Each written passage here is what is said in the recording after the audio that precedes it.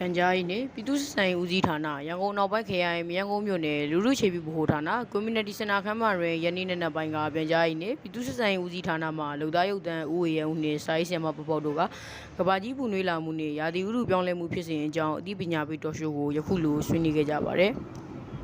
မင်္ဂလာပါဆရာမခင်ဗျာဟုတ်ကဲ့မင်္ဂလာပါရှင်ကဘာကြီးပူနွေးလာမှုဆိုတဲ့အဓိပ္ပာယ်လေးကိုရှင်းပြပေးပါဦးဆရာမခင်ဗျာကဘာကြီးပူနွေးလာမှုဆိုတာကာဗွန်ဒိုင်အောက်ဆိုက်ကဲ့သို့မျိုးအမှန်လုံးအိမ်ဓာတ်ငွေတွေပေါ့နော်များပြားစွာထုတ်လွှတ်မှုကြောင့်ကဘာမြေမျက်နှာပြင်အထက်ကတစ်နှစ်တစ်နှစ်ပို့ပြီးပူနွေးလာခြင်းဒါကျမတို့ကကဘာကြီးပူနွေးလာခြင်းလို့ပြောခြင်းဖြစ်ပါတယ်နော်ဆရာဘလို့အကြောင်းအရာတွေကကဘာကြီးပူနွေးလာမှုဖြစ်ပေါ်လာနေလဲဆိုတော့ရှင်းပြပေးပါဦးဆရာမခင်ဗျာဟုတ်ကဲ့ပါစိတ်ရုံအလုံးယုံတွေမော်တော်ယာဉ်တွေသူကထွက်ရှိတဲ့နော်ဓာတ်ငွေတွေပေါ့ဒါတွေအားလုံးကတော့၎င်းစိုက်ပျိုးမွေးမြူရေးလုပ်ငန်းထွက်ရှိတဲ့အလို့ရတော့၎င်းတောမီလောင်ခြင်းကြောင့်ထွက်လာတဲ့ဓာတ်ငွေတွေကတော့၎င်းအေးအေးပေးပစ္စည်းတွေထွက်တဲ့ပစ္စည်းတွေတော့၎င်းရေနံထုတ်လုပ်ခြင်းကထွက်တဲ့ဓာတ်ငွေတွေတော့၎င်းဒါတွေအားလုံးကကဘာကြီးပူနွေးလာမှုဖြစ်စေပါတယ်နော်ဆရာဟုတ်ကဲ့ပါဆရာမခင်ဗျာဟုတ်ကဲ့မှန်လုံရင်ဓာတ်ငွေမျိုးစားဘယ်နှမျိုးရှိတယ်ဆိုတာလေးကိုလည်းရှင်းပြပေးပါဦးဆရာမခင်ဗျာဟုတ်ကဲ့ပါတော့ international standard အရဆိုဖန်လုံငင်လို့လည်းခေါ်တယ်မှန်လုံငင်လို့လည်းခေါ်တယ်ပေါ့နော်အဲ့ဒီရဲ့အမျိုးအစား9မျိုးရှိတာတွေ့ရတယ်နာမည်လေးတွေကလည်းထူးဆန်းနေပါတယ်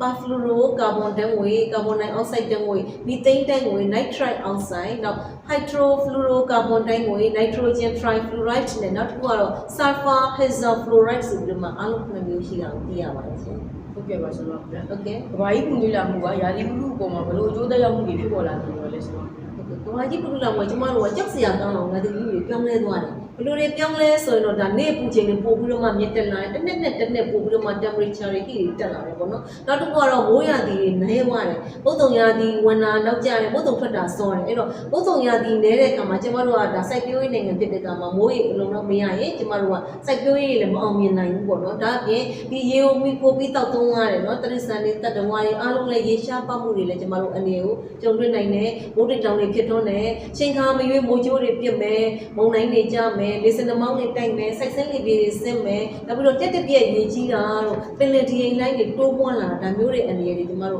့မလွတ်မသွေကြုံတွေ့ရနိုင်ပါတယ်ရှင်ဟုတ်ကဲ့ပါဆရာမဟုတ်ကဲ့ဒါဒီဥတုပြောင်းလဲမှုကြောင့်ဘယ်လိုဆိုးကျိုးတွေကြုံတွေ့လာနိုင်ရပါလဲဆရာဟုတ်ကဲ့ပါအဲ့တော့ကမာကြီးပူနွေးလာရင်ရာသီဥတုပြောင်းတယ်ရာသီဥတုပြောင်းမှုဆိုကျမတို့ကဘာတွေကြုံတွေ့ရမလဲဆိုတဘာဝဘေးအန္တရာယ်အမျိုးမျိုးတွေကြုံတွေ့ရတယ်လို့ကျန်းမာရေးဆိုးကျိုးတွေလည်းကျမတို့ကြုံတွေ့ရနိုင်ပါတယ်အမတန်မှဒါအန္တရာယ်ရှိပါတယ်လို့ကျမအသိပေးချင်ပါတယ်နော်ဆရာဟုတ်ကဲ့ပါဆရာမဆရာမအနေနဲ့ကဘာကြီးပူနွေးလာမှုနဲ့ရာသီဥတုပြောင်းလဲမှုဖြစ်စဉ်တွေကိုရှင်းချဖို့အတွက်ဘယ်လိုနည်းလမ်းကောင်းတွေကိုအကြံပြုပေးချင်ပါလဲဆရာမခင်ဗျာဟုတ်ကဲ့ပါအဲ့တော့ကျမအနေနဲ့အသိပေးချင်တာကဘာကြီးပူနွေးခြင်းဟာတကယ်တော့လူသားတွေရဲ့ပယောဂဖြစ်တယ်စက်ရုံအလုပ်ရုံတွေကျမတို့ကလုံလုပ်တယ်မီသိန်းတန်းငွေတွေနော်ဒါခုနကပြောတဲ့ဖလိုရိုက်တက်ငွေတွေပေါ့အများကြီးထုတ်လုပ်တာလူသားတွေဖြစ်တယ်ဗျာကျမတို့ကကဘာကြီးပြန်လဲကျန်းမာဖို့လို့မှကျမတို့လူသားအားလုံးတောင်းမှဖြစ်တယ်ပြန်လဲပြီးကုစားဘယ်လိုကုစားမလဲအဲကျမတို့ကခုနကပြောတဲ့ဒီဓာတ်တွေပေါ့နော်ဒီမော်တော်ကားတို့ဘာတို့ညာတို့ဒါတွေကျမတို့ကသုံးဆွဲမှုကိုလျှော့ချမယ်မော်တော်ကားစီးတဲ့စားစပိန်စီးမဲ့လက်လျှောက်တာတို့တော့ဓာတ်လေကားဆက်လေကားပေါ့နော်ဒါတွေကျမတို့လျှော့ချသုံးဆွဲပြီးတော့ခြေတော့ကိုယ်ပဲအသုံးပြုကြတာတို့နောက်ပြီးတော့ကိုယ်ပိုင်ကားတွေတို့တော့ခုနကပြောတဲ့မော်တော်ဆိုင်ကယ်တို့နော်အငွေ့တွေထွက်တယ်မှန်သမျှလေဒါတွေသုံးမဲ့အစားအများသုံးကားတွေကျမတို့ YBS မှာစီးခြင်းအပြင်